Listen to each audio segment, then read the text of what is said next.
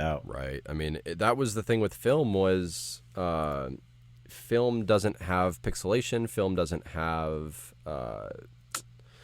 film will capture absolutely everything, right? So your blacks are like totally, totally black. Your whites are totally, totally white. So in a video, depending on how it's exposed, digital video, your blacks will never be crushed like a film black will be.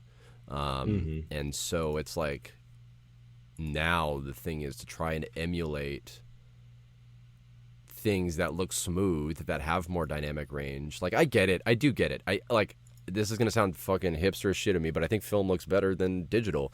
And I will argue this until I die, dude. I just rented the first Jurassic Park, but the remastered 4K version.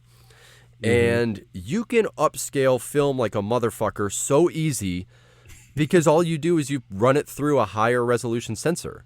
You know, like there's already the film reel for Jurassic Park. Like I'm sure I'm oversimplifying this. I know it's not that easy, but film does not have a resolution. Right? So it's just a negative of exactly You're whatever. educating me right now because I'm not in the camera game. Dog. Film is legit. Like if you burned an image into a piece of paper, there's no pixels, there's no nothing, right? There's no resolution. So you can upscale film as much as you can upscale technology. So if we come out with 8K, 12K, 20K, you can keep upscaling that same original Jurassic Park film reel. Whereas if you shoot something in 1080p or you shot it in 360p 12 years ago, like there's only so much data. You can only upscale that so far until it's like, you know, you're completely reconstructing it with CGI. So film is the shit. We got off on a massive tangent. This has nothing to do with cars.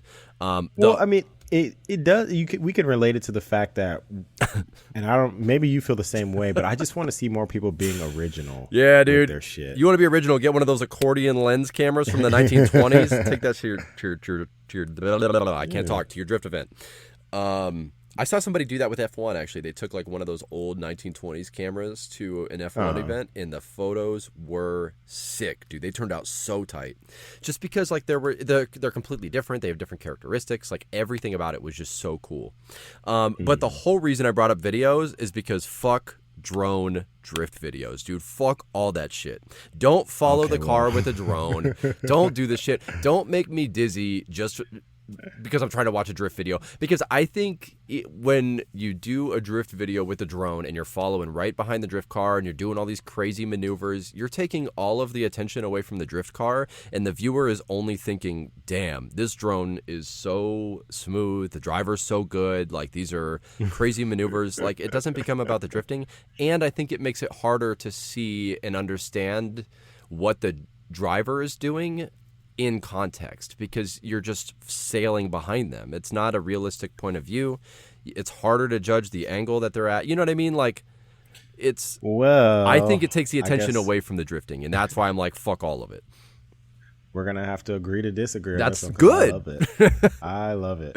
And well, because I see where you're coming from with it, especially if you're a spectator watching like a drift event, but it has its place. You know, you watch the raw footage of them doing the battle, and then you can get a replay with the drone. And it goes back to what we were talking about being original. It's something fresh. It's something cool to see. You know, you can see different angles of the drifting, and it adds a certain sense of motion too. It feels like you're going along with the car, and I really like that. I mean, I wouldn't sit there and watch like an hour-long cut of it because I'd probably throw up into a bowl or something. But it's definitely cool to see. I think it does have its purpose for sure. Like I said, I just watched FD for the first time in years, and they use a top-down drone when they're doing their judging. And so whenever they want to see my boy Odi Bakchis, you know, with Taylor Hall, dude, they did one more time like 3 times in a row, and I'm like, this is 3 times too many. Like this should have just been the first one. But what they would do is do a top down, and they would look at, okay, well he was this close then, or if they're trying to figure out who hit who, they've got a top down camera. You know what I mean? That shows how much contact there was, or where there was contact, or like how the car's routes changed, or whatever. Like, so it's a great tool. I think it is a great tool to have.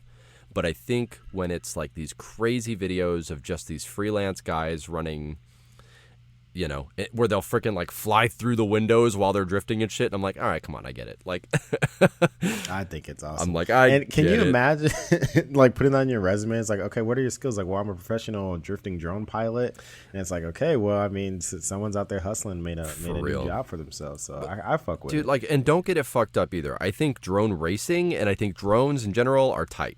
Like, I'm not saying drone racing, you can miss me with that shit. What?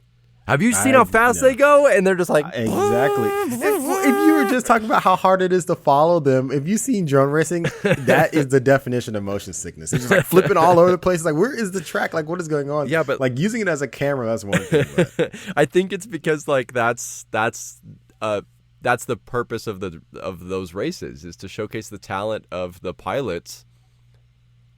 I don't need to see the talent of the pilot in a drift video. I'm there to watch the drifting. So I sound so old, dude. I think the racing is where I'm like, fuck, like these bros will get it. Damn, dude. That's kind of. I'd be more into like, instead of drone racing, just like drone battles where you can like blow each other up. I'd be more into that than just watching them flip all over the place. What was that show in the 90s where they had the robots that battled each other? Like Transformers? No, it was a TV show and it was on like Discovery Channel or something. And like Robot Wars or some shit. I know what you're talking about. It's like I'm just gonna type in Discovery Channel robot battles. Death robots. Man, what was that show called? BattleBots, dude. Fucking BattleBots, dude. I used to watch that with my dad, and that's it. Not a great story. Damn, BattleBots. Anyways, nothing. Yeah, battle drones is what you're saying. Take the same concept and just fight flying things. I saw this TikTok of a guy that got his drugs delivered via drone. Like, his weed dealer he like rubber banded weed to the drone and flew it over to their house and then called them and was like, hey, put the money in the rubber band on the drone and then set the drone back on the ground. And they set it right under a tree, dude. As soon as he took off, it got stuck. Yo, so Amazon's coming out with like same day delivery now, which I know it's been a thing, but that's the first time I've experienced it. Imagine ordering, like, you snap a bolt or whatever in your car and you're like, fuck, man, I need same day delivery. And, you know, you can't drive the car to the store because it's fucking broke. Imagine a drone just comes and drops you off a couple of bolts. I can't wait. Yeah, like normal people would go to Ace Hardware or something, but you're like, all right, Jeffrey Bezos, I need this bolt.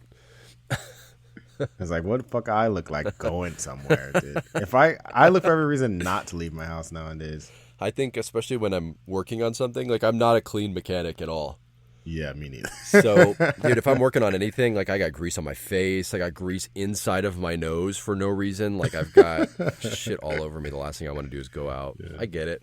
I spent like $200 on a, this goes to show my Nismo fucking crackheadedness. I spent like $200 on a Nismo mechanics outfit. Damn.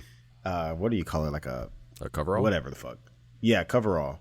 And I would wear that shit to do anything. Like if I was gonna go like, wipe the windows off of my car, like I gotta put my Nismo mechanics outfit on. Gotta go wash. But I would the also car. wear coveralls. Yeah, when I would do like serious work, so I would wear my ABU green boots with that and like a t-shirt. And I wouldn't wear any pants underneath it. I would just have underwear on. So that shit fell off. Whatever. But anyway. When I'd be working on my car, I'd get all fucked up and dirty, have all kinds of fluids on me, and I'd have to go to Homac to get something. Yeah. I just roll up in there looking like a straight up bum. Like, I don't give a fuck. Oh, yeah, dude. And you got somebody's grandma. I just imagine. Oh, you're probably going to say the same thing I'm saying. It's like, just imagine some dirty ass black dude just walks into Homac and you're like, what the fuck is happening? You've never seen a black guy in your life, and you're like, oh my God. Like, damn, these guys are rough around the edges. Yeah, seriously. Damn, dude, we covered a lot of ground. I think this is we're at a good spot, especially getting back into it, because what we do normally, we didn't even get into, like Darius and I talked about, just some ideas of things to talk about. We didn't even get into those, but I do want to save some ideas for our next episode. And honestly, like we kind of have a good point to stop right now. Was there anything else that you wanted to bring up that we didn't talk about? Well, I just want to put the call out there for people to send us topics that they want to hear about. Right. You can send it to the Instagram, and I guess You got Gmail have you too, given out baby. the email address? Yeah, sincerelyjapanpodcast@gmail.com. All one word, all lowercase. Yeah, I definitely didn't do that in the last episode, but we are on social media, Twitter, Instagram, Facebook, the email. Everything is Sincerely Japan. And so interact with us. Shoot us messages, comment on our shit just to start a conversation. Like, that's super fun for us. And I'm trying to get a lot better about Instagram specifically, just with, kind of engaging with people on there and like even just commenting on other people's posts. But I want to start a rate my ride kind of thing. I want people to send us in pictures of their cars, and then we'll look at the pictures and whatnot and talk about them on the podcast and give you shout outs. That would be sick. Send us some stuff. Damn it, man. I had flowers I was going to give somebody. DeWill Kid. Hey. Hold up. I'm getting over coronavirus. Are you serious? Yes. I got it June 30th. And it is now July 25th. I've been sick I'm not sick anymore, but I was sick for like 2 weeks. Let me look. Hold up. DeWill Kid. Where are you at? Instagram. It is DAWILLKID, DeWill Kid. He is the coolest fucking guy on Instagram. I love all of his shit. He's got a GS300 and an S14. And they're all... Oh, I've seen this guy before. Dude, they're kitted. They're fitted. My boy's out here... This shit is nuts, dude. Like, I fuck with him heavy. And I was thinking about this before the podcast because we've talked about shout-outs in the past. I don't know if any of those episodes aired. Like... Yeah, definitely not. No, in episode 5, I told Quan, I'm like, we have more in the can than we do on streaming platforms. And so it's, like I said it earlier, man, like, I don't know what's on what episode, what we talked about, what hasn't gone on air, but we've definitely shouted out drivers and Instagrammers and stuff like that on the podcast in the past. And this dude is fucking sick. DeWill Kid. 30,000 followers. Go run it up. This looks like a really high-end build, too. Dude, his shit is insane. I think he's a fabricator. But yeah. Is this in California? I think so. His shit's nuts, dude. Like, I fuck with both of his cars heavy.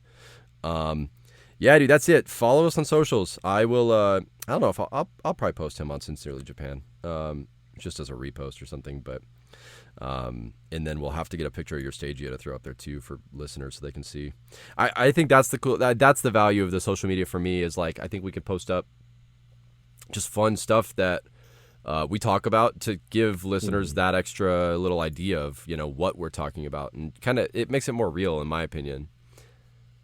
So, yeah. I like hearing feedback. I like hearing that people are still hollering at you about the podcast. That's so dope, we'll definitely dude. be more regular with that. Oh, absolutely. And that's the whole point of this. Like, I recorded episode 5 yesterday, and then this will come out next month. And so it's just a matter of building that backlog. And I'm back reaching out to drivers and builders and content creators and other people outside of the podcast just to have more, what's the word I'm looking for? Just more points of view, like more perspectives on things, to get more information, because everybody has their unique features. I mean, I have friends that have built their own custom wide bodies out of FRP. I've got guys that are engine builders. I've got guys that drift American cars as opposed to everybody else that drives an import. Like, I guess now, domestics are getting more popular, like Mustangs and Corvettes specifically, but yeah, dude. So it's just about bringing on as many different people as we can to diversify this even more. But with that, man, thank you guys for listening. Thanks for tuning in. Look out for episode 7 soon. We've got a bunch of prospective guests that I'm got in the works, and so trying to give you all some sick content. Thank you, Darius, and yeah, we'll talk next time. Peace. Later.